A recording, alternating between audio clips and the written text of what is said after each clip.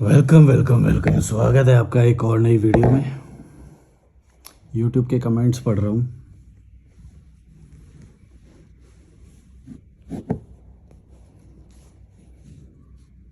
हे fuck, हाँ ठीक है ठीक है। मेरे को लगा फिर से नेट चला गया। इस रूम में नेट नहीं आता कभी कभी। ओ यार, फ्लैश की वजह से दिखाई नहीं दे रहा कुछ। सत्य सत्य SPM 6699 बोल रहे हैं। भाई तुम इतना बोलते हो, मैं सुनता हूँ तुम्हें, लेकिन तुम एक बार बोले मुझे कुछ फर्क नहीं पड़ता कौन क्या करता है, तो तुम्हें क्या आचार्य प्रशांत कुछ भी करे तुम उनको थंबनेल में मेंशन करते हो। Literally you are super smart bro. मानना पड़ेगा तुम्हारे दिमाग को, कैसे व्यूज़ निकालना है इन कीड़े मकोड़ों से, फिर उनको सेल करूँगा अब प्रीमियम कॉल 1000 रुपये वाला। देखो एक तो मेरे को ये समझ में नहीं आता। देखो, ये होती है बातें कि तुम इन चीज़ों को गलत क्यों मानते हो कि अगर कोई चाहता है कि मैं व्यूज़ आए मेरे पे, या कोई चाहता है कि मेरे को कोई कॉल करे, या पैसे कमाना कोई चाहता है, इसमें गलत क्या है? इसमें गलत कुछ नहीं है। पैसे कमाना, ये करना, ये कोई गलत थोड़ी है। पता नहीं, कई लोग आएंगे बोलेंगे तू आचार्य प्रशांत की फ़ोटो लगा के अपने व्यूज़ बढ़ाना चाह रहा है या वो करना चाह रहा है। तो गलत थोड़ी कर रहा हूँ भाई। मैं क्या गलत बोल रहा हूँ उस चीज़ पे चर्चा करो ना। तुम इस पे क्यों कर रहे हो कि तू भाई गलत कर रहा है, ये कर रहा है, वो कर रहा है। गलत कर रहा होता तो इलीगल कुछ ना कुछ एक्ट में कुछ ना कुछ होता। बताओ कौन से एक्ट के तहत मैं गलत कर रहा हूँ? अगर मैं अपनी आज़ादी, अपने विचार रख रहा हूँ एक पब्लिक फिगर के बारे में जो पब्लिकली है, अवेलेबल है, उसके बारे में अगर मैं विचार रख रहा हूँ कि मैं उनके विचारों से सहमत नहीं हूँ, तो तुम्हें इसमें गलत क्या लग रहा है? तुम डिसएग्रीमेंट फेस नहीं कर पाते हो, ये तुम्हारी गलती है। कई लोग होते हैं जो एवरेज लोग होते हैं या जो बुद्धि में बहुत निचले स्तर के होते हैं, वो ना क्रिटिसिज्म या फिर अलग व्यूज़ को एक्सेप्ट नहीं कर पाते। वो डिसएग्री जिससे भी करते हैं ना, वो उसको या तो गाली देने लग जाते हैं, या तो उसको बोलते हैं नहीं नहीं तू कुछ मत बोल, तू कुछ मत बोल। अरे भाई एक्सेप्ट करो ना। मैं भी तो एक्सेप्ट कर रहा हूँ। मैं यहाँ पे ये एक्सेप्ट करके बैठा हूँ कि जो भी मेरे लोग ये वीडियो देखेंगे उसमें से 30% 40% ये मेरी बात से एग्री करेंगे, बाकी नहीं करेंगे 70%, डिपेंडिंग अपॉन कि भारत के जो लोग हैं उनकी मानसिक स्थिति स्तर कितना है। तो मैं तो बल्कि 70% मान के चल रहा था, लेकिन बाद में पता चला कि कई लोग एक्सेप्ट कर रहे हैं मेरी बातों को। मेरे को लगा शायद अभी 50-50 होगा कि 50% लोग मेरी बातें समझ जाते हैं, 50 लोग अभी भी एग्री नहीं करते कई लोग। क्योंकि मेरा कंटेंट जाता ही है थोड़े स्मार्ट लोगों तक जाता है, इंटेलिजेंट लोग होते हैं ना, उन तक ही पहुंचता है। जो आचार्य प्रशांत देखते हैं या फिर जो ओशो को देखते हैं, उन तक मेरा कंटेंट जाता है। तो वो ऑलरेडी काफ़ी रैशनल होते हैं, बस वो थोड़े से स्पिरिचुअलिज्म और उसमें फंस जाते हैं, वो ज्ञान के चंगुल में फंस जाते हैं वो। तो वहाँ से निकालना लॉजिकल मलिक का काम है। इसलिए लॉजिकल मलिक का ये चैनल एग्जिस्ट करता है, वरना मैं ऐसा कोई भी काम कभी भी करता नहीं जो अगर कोई कर रहा होता तो। ये मेरी एक यूनिकनेस है, ये मेरा एक वो है कि मैं वो काम करूँगा जो कोई नहीं कर रहा है। मैंने हमेशा ऐसे ही सोचा है। जब ट्रैवल विदाउट मनी मैंने किया था, वो किया था, तो तब वैसा कोई नहीं कर रहा था। उसके बाद भारत यात्रा वाला वो बोर्ड कई लोगों ने बनवाया, जिसके पीछे लिफ्ट लिखा रहेगा, यूट्यूब का लोगो रहेगा और बोर्ड बनेगा ऐसा प्लेट। वो तुम मेरे वीडियो देखोगे 2020 के भी तुमको मिलेंगे, जाके देखना। उससे पहले तुम किसी के भी दिखा के दिखाना मुझे भारत यात्रा का बोर्ड, कभी भी नहीं मिलेगा तुम्हें। तो वो मैंने यूनिक किया उस वक्त। मैं लद्दाख गया, मैं पूरा भारत भ्रमण किया, भारत यात्रा लिखा, उसके ऊपर पूरा डिज़ाइन किया उसे।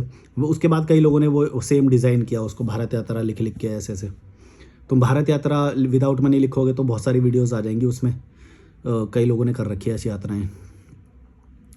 तो फिर मैंने ये वाला चैनल क्यों बनाया जिसमें हाई IQ वाले, मतलब कि आचार्य प्रशांत से भी ऊपर वाले, मतलब जैसे कई लोगों की ना यात्राएं होती हैं, उनकी रैशनैलिटी बढ़ती है। तो जो ऊपर पहुंच चुके हैं रैशनैलिटी में, मतलब 8, 9, 10 वाले ऊपर वाले जो हैं, उनके लिए फिर ये लॉजिकल मलिक चैनल है, क्योंकि वो हाई लेवल की डिसएग्रीमेंट को भी एक्सेप्ट कर लेते हैं।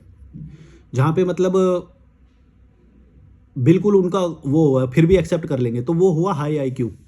मतलब डिसएग्रीमेंट को फेस करने के लिए पावर है उनके पास, हर किसी के अंदर नहीं होती। जैसे मैं जब ये चैनल बनाया, तुम देखोगे मेरे कमेंट में भी कितने हेट कमेंट्स आते हैं। या फिर अभी तो चलो मैं मैच्योर हो गया ना एज एन इन्फ्लुएंसर, अब मैं मैच्योर हो चुका हूँ। लेकिन जब हम स्टार्ट करते हैं ना, जब कोई भी क्रिएटर जब स्टार्ट करता है, तो उसको जो एक एक कमेंट है ना बहुत अफेक्ट करता है, बहुत अफेक्ट करता है। मेरे को भी किया था, अब नहीं करता है मेरे को तो, है ना, अब नहीं करता। लेकिन कोई भी क्रिएटर, जब तुम किसी को गाली दे रहे हो या कुछ भी दे रहे हो, डिसएग्रीमेंट दिखा रहे हो, तो तुम एक बात सोचना कि जब वो तुम्हारे सामने होता तो तुम सच में वैसा ही बोलते क्या उसे? नहीं बोल पाते तुम, मेरी गारंटी है। आधे से ज़्यादा कि तुम लोगों की औकात नहीं होगी मेरे सामने तुम खड़े भी हो जाओ, समझ गए? और जो तुम इतनी गंदी गंदी, अरे यार ये क्या हो गया, चलो यार मेरे को। और जो तुम इतना वो गाली वाली दे लेते हो ना, ये इसलिए क्योंकि तुम अभी कैमरे के पीछे हो, या वो सब तो पीछे से तो कोई भी कर लेगा ही। तो जो भी तुम लोग, मेरे को ही नहीं, तुम किसी को भी, जिस भी क्रिएटर को तुम गाली दे देते हो या किसी को भद्दे कमेंट कर देते हो या वो तुम्हारे सामने आ जाए ना, वो भाई तुम्हारी पतलून गीली हो जाएगी। ऐसे ऐसे लोग हैं और तुम कभी जा ही नहीं सकते उनके सामने, ये इसीलिए तो तुम गाली दे देते हो। तुम्हें भी पता है कि तुम्हें रहना, तो तुम तो कीड़े मकोड़े हो और वो कहाँ पे पहुंचा हुआ बंदा है, तुम तो कभी वहाँ तक पहुँच नहीं पाओगे, तो ना वो तुम्हारा बिगाड़ेगा कुछ, इसीलिए तुम कमेंट कर देते हो। लेकिन ऐसा नहीं है, इसका मतलब कि वो अफेक्ट नहीं करता उसको। जब भी कोई नया क्रिएटर आता है तो उसको अफेक्ट होने की जो दर है वो बहुत तेज होती है, मतलब वो जल्दी अफेक्ट होता है, ज़्यादा इफेक्ट होता है तुम्हारे कमेंट से, नेगेटिविटी से, गाली से। डर का लेवल उसका ज़्यादा होता है, आशंकाएं उसको ज़्यादा आएंगी कि भाई मैं सही भी कर रहा हूँ या गलत कर रहा हूँ, लोग तो यार इतना वो छिड़ जा रहे हैं। लेकिन अगर तुम में से कोई भी क्रिएटर बनना चाहता है तो मैं तुम्हें एक सलाह दूंगा कि डरना मत, और अपने उद्देश्य पे, अपने कर्म पे एक कन्विक्शन रखना। क्योंकि भारत में ना नेगेटिव लोग बहुत ज़्यादा हैं, वो तुम्हें नेगेटिविटी देंगे। वो खुद शादी करके फंसे हुए हैं या कुछ होता रहता है वो बेचारे, मतलब क्या बोलेंगे कि वो उनका ही खुद ही इतनी नेगेटिविटी होती है। तुम अपने मोहल्ले में ही देख लो, तुम कुछ भी करने जाओगे तो सब बोलेंगे ओए ये क्या है, ये मत कर, ये मत कर, ऐसे ऐसे करके बोलेंगे, या गाली वाली, ये वो उनके व्यवहार में है। तो तुम समझ रहे हो मैं क्या बोल रहा हूँ?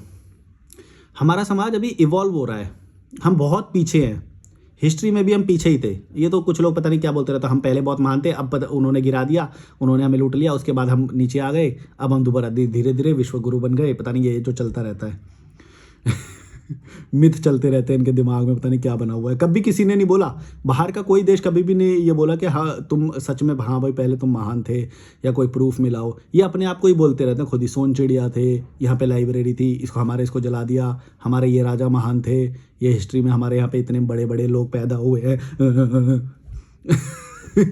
तो बाहर का कोई नहीं बोल रहा है, ये खुद ही बोले जा रहे हैं कि हम महान हैं, हम महान हैं।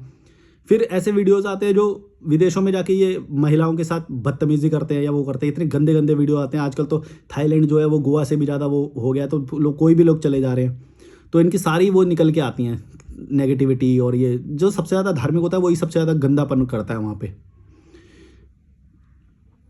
तुम समझ रहे हो मैं क्या बोल रहा हूँ?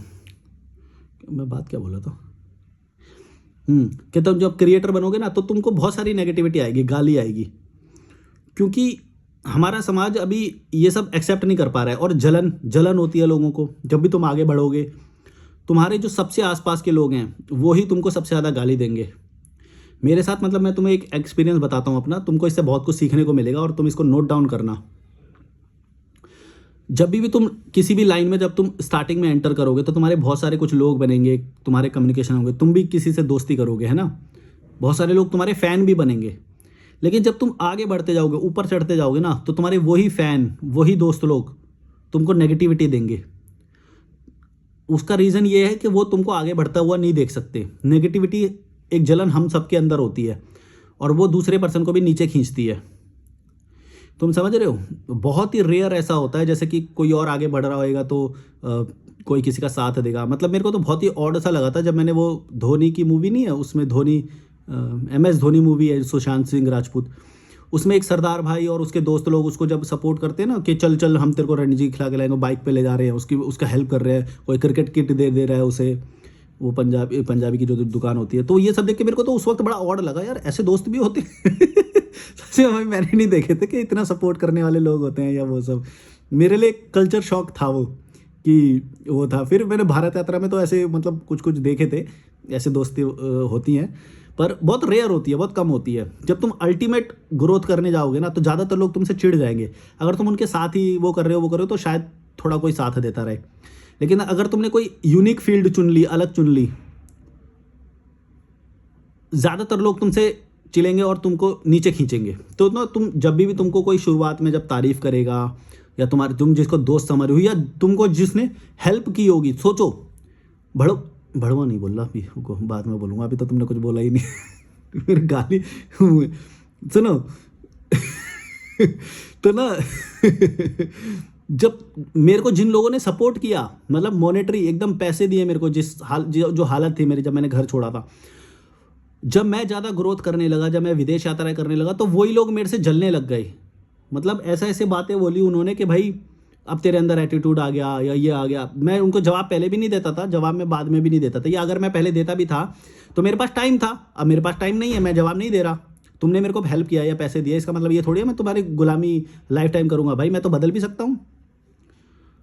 और मेरे को जब हेल्प की ज़रूरत थी मैंने हेल्प ली, और मैंने कभी भी किसी पर्सनल को तो जाके नहीं बोला कि भाई तुम मेरी हेल्प करो, और तुमने मेरे को देखा, मैं तुम्हें अच्छा लगा, तुमने मेरी हेल्प करी, मैंने उसके लिए थैंक यू भी बोला।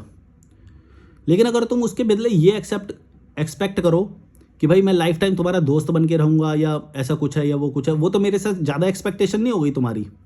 ये एक तरह से मेरे ऊपर तुम बर्डन नहीं डाल रहे हो कि अगर तुम मेरे से ही ज़्यादा एक्सपेक्ट कर रहे हो कि मैं तुम्हारा लाइफ टाइम दोस्त बन के रहूँगा, या फिर तुम जब भी चाहोगे मैं तुम्हारा कॉल उठाऊँगा और मैं तुम्हें मैसेज का रिप्लाई करूँगा। ये तो गलत है। ये तो उस पैसे के बदले बहुत ही ज़्यादा कीमत तुम एक मिनट रुकना, मैं रिकॉर्ड हो रहा है ना, हाँ, ये तो उसके बदले ज़्यादा कीमत नहीं है, बहुत ज़्यादा है। इसी तरह से एक एक्सपेक्टेशन माता पिता भी करते हैं, जब वो तुम्हें पालते हैं, बड़ा करते हैं, तो वो कई बार तुमने सुना होगा इंडियन लोगों में तो ऐसे तक बोल देते कि हमने तुम्हें खिला पिला के बड़ा किया, अब तुम्हारी बारी है कि तुम पे ऑफ करो, हमें पे बैक करो। हाँ, ये कितना बड़ा वो है भाई। एक तो बच्चे ने खुद नहीं बोला तुमसे कि तुम हमें पैदा करो, तुमने पैदा किया, अब तुम्हारी जिम्मेदारी बनती है कि तुम उसे पढ़ाओ, बड़ा करो, तो और तुम उसका बाद में पैसा मांग रहे हो। ये बच्चे से तो तुम ज़्यादा एक्सपेक्ट कर रहे हो। बच्चा थोड़ी ना किसी उसके लायक है। एक बात तुम्हें भी बता रहा हूँ मैं, भड़ो, एक बात याद रखना, तुम गिल्टी मत फील करना कभी भी। तुम्हें लोग बहुत ज़्यादा इमोशनली मैनिपुलेट करेंगे या बोलेंगे, तुम कभी भी ये मत समझना कि तुम्हारी किसी भी के भी प्रति इस धरती पे दायित्व है। तुम्हारी कोई लाइबिलिटी नहीं है। चाहे उन्होंने तुम पे खर्चा किया हो, चाहे उन्होंने तुम्हारी मदद की हो, वो उनकी एक्सपेक्टेशन उनको लेके जाएगी, उनको दुख देगी उनकी एक्सपेक्टेशन। तुम गिल्ट मत लेना कभी भी। चाहे माता पिता के केस में ऐसा हो सकता है, चाहे तुमको जब तुम्हारी जर्नी में हेल्प करी उन लोगों ने, उनके केस में हो सकता है। तुमको अगर कोई हेल्प करे ना, तुम उसके जूते मत चाटने लग जाना। तुम गिल्ट फ्री रहना हमेशा।